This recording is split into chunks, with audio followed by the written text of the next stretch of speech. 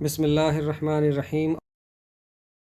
اور اس سے زیادہ اور کون ظالم ہو سکتا ہے جو اللہ پر جھوٹ باندھتا ہے یا اللہ کی آیات کو جھوٹا بتاتا ہے۔ بے شک ایسے بے انصافوں کو کامیابی نہ ہوگی۔ اور جس روز ہم ان سب کو جمع کریں گے اور پھر مشرکین سے کہیں گے کہ وہ تمہارے شرکا کہاں ہیں جن کو تم معبود بناتے تھے، پھر ان کے شرک کا انجام کیا ہوگا سوائے اس کے کہ کہیں گے کہ قسم ہے اللہ کی اپنے رب کی، ہم مشرک نہ تھے۔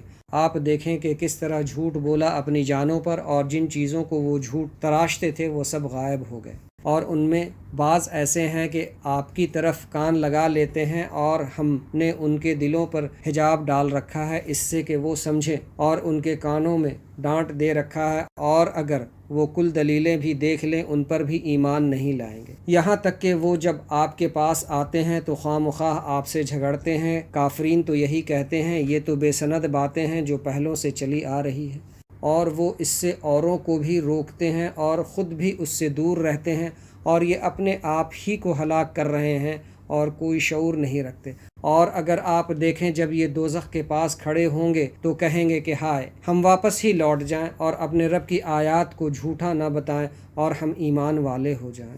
بلکہ اب وہ بھی ظاہر ہو گیا ہے جس کو وہ پہلے کبھی چھپایا کرتے تھے، اور اگر یہ پھر دنیا میں لوٹا دیے جائیں تو بھی یہ وہی کریں گے جن سے ان کو منع کیا گیا تھا۔ بلا شبہ یہ جھوٹے ہیں، اور یہ کہتے ہیں کہ ہماری زندگی صرف یہی دنیا کی زندگی ہے، مرنے کے بعد ہم دوبارہ زندہ نہیں کیے جائیں گے۔